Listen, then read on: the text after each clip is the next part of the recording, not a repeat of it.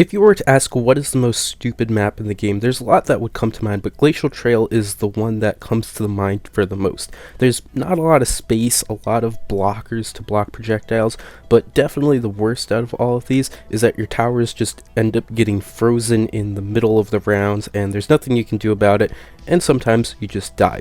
Also, it's really annoying to plan out when this happens to avoid all of this and all this stuff, but this map basically for this reason has not been touched by me for absolute ages. I have not played this on Chimps since I black bordered it when it came out, and I don't even know when it came out. Basically it's just not a very fun map. But a recent change came in with Silas, well, maybe not so recent, but it is worth noting because Silas will not freeze on this map along with all the ice monkeys. So today I'm going to be trying this out and seeing how much better this map is with that change now. And I won't really be using a lot of ice monkeys, I'm going to be honest. Mostly it's going to be Arctic Knights because they're going to be able to bounce around and they're bugged, so they're extra good. And we'll be able to see what I kind of will be able to get spare with this. I'm trying to get at least 100,000 cash spare, so that's a decent goal to go for.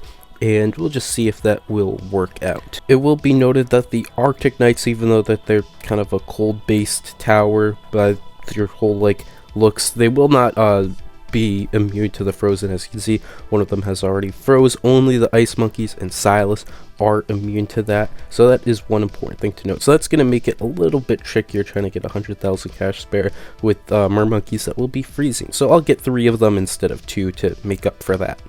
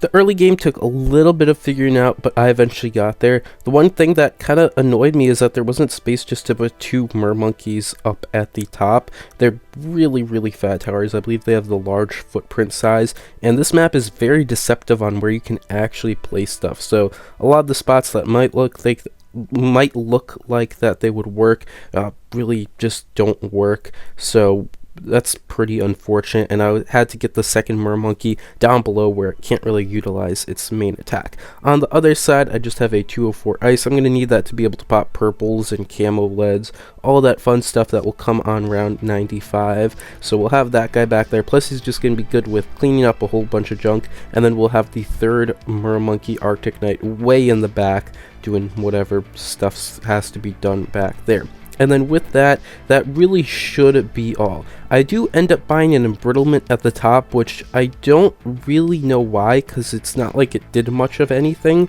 I guess it helps generally with the Arctic Knight balls. It will give them +1 damage and do a little bit of extra damage, not really a whole lot. But in general, it's not really the greatest purchase and definitely could be cut completely from this run. So yeah, I'm not really sure why exactly that's there, but it shows up neither way. But that's just something that's kind of useless and could be cut. Round 63 and stuff, it's not really much of a challenge. I have all my Arctic Knights up. Basically the whole setup here right here is complete once that last Arctic Knight gets unfrozen. and then we will be good to go. Now, one thing that I do want to say is, because I hate this map so much, I am not planning any of this. I'm just throwing these guys down and hoping it's good. The one really crucial thing that, like, you kind of have to do when you black border this is plan out when towers are going to be frozen and what rounds they go on. And that is just something that I didn't really care to do. It's a lot of effort, and effort that shouldn't be put into stuff like that. The only thing really close to that is kind of where your placements will be on geared chimps if they're spinning around, but that only matters if you're using an absolute wacko strat that really isn't using infinite range towers, which is kind of how most people would black border it. So that really doesn't apply to pretty much anything, and even in that case it doesn't really matter as much here, where your entire towers are just going to be down for absolutely no reason randomly if you're just going off of a whim. But what I did do is I kind of spaced out the mermonkey purchases so they wouldn't all be frozen at once. There's always going to be 2 up and a short time where 3 are up. So if I were to plan it where that short time where 3 are up was specifically on round 100, then I could beat round 100 without having to get like a first strike, which I get later on anyways. So I buy that first strike after round 90, so I'll actually have it up for round 100 guaranteed. So either that play would save a lot of money, or making sure that the triple Arctic Knight is up for round 98, which would allow me to beat round 98 without having to buy anything. So that would also save me a bit of money. I'm not really sure. I feel like if I do the 3 for round 100, I'd be still forced to go for like a Spike Storm or something. That's just at least what I think. It's not like Dark Dungeons where they really can bounce super well and you can beat the bad with just the Arctic Knights. So something along the lines of that. But basically that's 2 ways to improve it. I'd say around like $10,000 at most could be cut from what I have at the end, which is a pretty good amount, I'd say. It actually won't be enough to get LCC, but it's kind of close.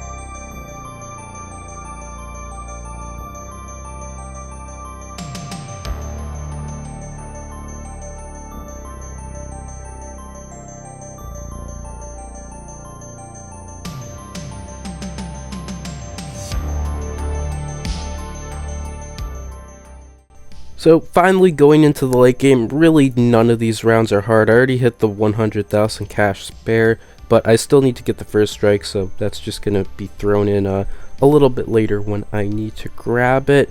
I just got this after round 90 because I wanted to make sure that I'd actually be able to beat the bad with the first strike up, because if I bought it before and it got frozen for round 100, that would be very sad. Also, I was not sure if I needed a first strike or a Spike Storm. When it came to round 98, I kind of realized that it would be a first strike, so I get that. And then also I couldn't really beat round 98 without a concoction. I was just generally short on damage in terms of everything, so that concoction got like 60,000 pops. First strike got 45,000. That was enough to hold everything together and be able to just barely beat that and get my abilities back for round 99. Now this one was kind of stupid, but it didn't really matter because I had first strike either way. But if I used the backside baller Arctic Knight, I would have been able to have the front and side up for the top of round 100 when it's actually there, and then the backside one would come back either way for the end.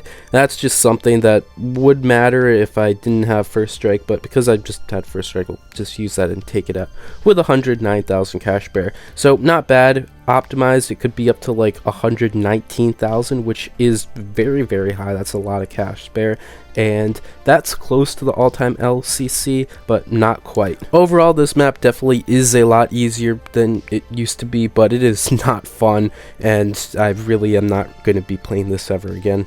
Thanks for watching. If you want to help out the channel, you can check out these new videos, like and subscribe for more content, support the channel by becoming a member, and joining the Discord to chat with the community. Bye!